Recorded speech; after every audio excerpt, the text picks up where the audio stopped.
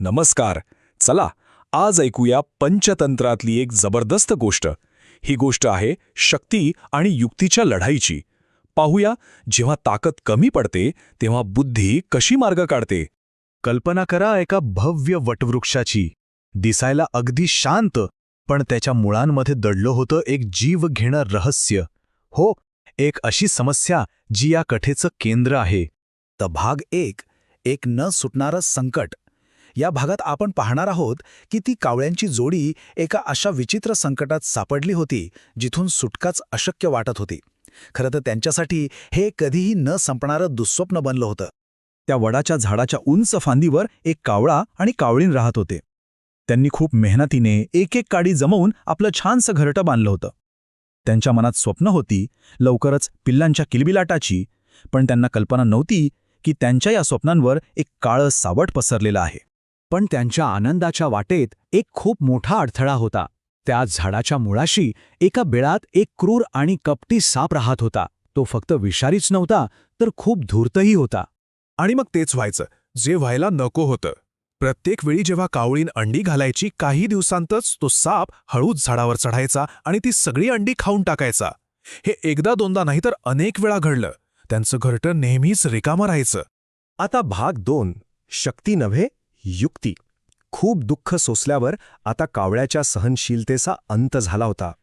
त्याला हे कळून चुकलं होतं की नुसत्या ताकदीने या समस्येवर मात करता येणार नाही. आता वेळ होती एका नव्या योजनेची, एका नव्या मार्गाची. आणि याच विचाराने त्याला एक नवी दिशा मिळाली. कावळ्याला हे स्पष्टपणे कळलं होतं की सापाशी थेट लढाई म्हणजे मृत्यू निश्चित. पण त्याच्याकडे एक असं शस्त्र होतं जे सापाच्या विषापेक्षाही जास्त शक्तिशाली होतं, आणि ते म्हणजे त्याची बुद्धी. भाग 3. शत्रूचा शत्रू, आपला मित्र. आता कथेत एक नवीन आणि खूप महत्त्वाचा विचार येतो. जर शत्रूशी थेट लढू शकत नसाल तर त्याच्याच शत्रूला आपलं शस्त्र बनवा. हीच ती युक्ती होती जी सगळं चित्र पालटणार होती. आपल्या मर्यादा ओळखून कावळा मदतीसाठी नदीकिनारी राहणाऱ्या आपल्या जुन्या आणि ज्ञानी मित्राकडे म्हणजे बेडकाकडे गेला. त्याला माहीत होतं की बेडकाला जंगलातल्या बऱ्याच गोष्टींची माहिती आहे आणि तोच योग्य सल्ला देऊ शकेल. बेडकाने कावळ्याला शांतपणे समजावलं. आता जरा या स्लाइडकडे बघा. इथे 2 मार्ग अगदी स्पष्ट दिसतायत. पहिला मार्ग आहे थेट संघर्षाचा, जिथे फक्त शक्तीचा वापर होईल आणि पराभव निश्चित आहे.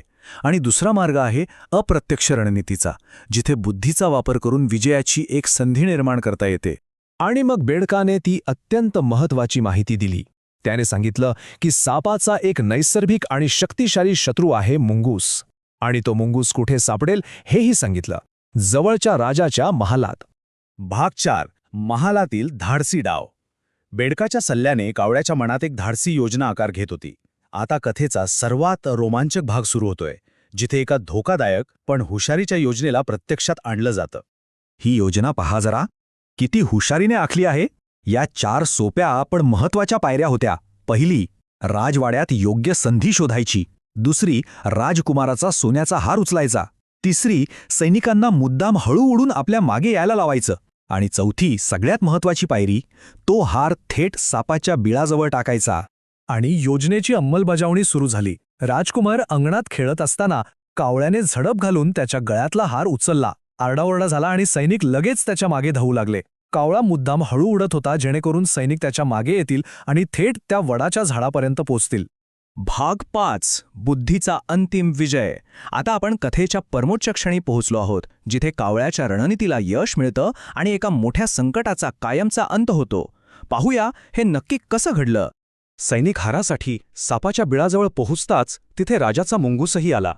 बिळाजवळ सापाला पाहताच त्याची नैसर्गिक प्रवृत्ती जागी झाली. त्याने क्षणाचाही विचार न करता सापावर हल्ला केला.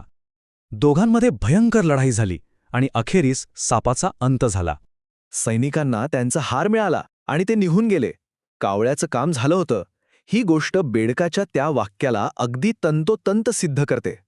खरी बुद्धी शत्रूशी लढण्यात नाही, तर त्याला त्याच्याच विनाशाच्या मार्गावर नेण्यात आहे. या कथेचा आत्मा आहे व्यवहार ज्ञान. पंचतंत्र आपल्याला हेच शिकवतं. म्हणजे पुस्तकी ज्ञानापेक्षा प्रत्यक्ष जीवनात येणाऱ्या समस्यांना सामोरं जाण्यासाठी लागणारी बुद्धी आणि चतुराई हेच खरं शहाणपण आहे. तर ह्या गोष्टीतून कोणती महत्त्वाची तत्त्व शिकायला मिळतात पहिलं, आपल्या शत्रूची ताकद आणि कमजोरी ओळखा. दुसरं, आपल्या स्वतःच्या मर्यादा स्वीकारा. तिसरं, प्रत्येक वेळी थेट संघर्षाऐवजी रणनीतीचा वापर करा. आणि चौथं, जे सर्वात महत्त्वाचं आहे, इतरांच्या सामर्थ्याचा स्वतःच्या फायद्यासाठी कसा उपयोग करायचा हे शिका. ही गोष्ट फक्त कावळा आणि सापापुरती मर्यादित नाही. आपल्या प्रत्येकाच्या आयुष्यात असे साप म्हणजेच मोठमोठी संकटं येत असतात. प्रश्न हा आहे की आपण त्यांना सामोरं जाताना फक्त बळाचा वापर करणार की कावळ्याप्रमाणे बुद्धी आणि युक्तीचा? यावर विचार नक्की करा.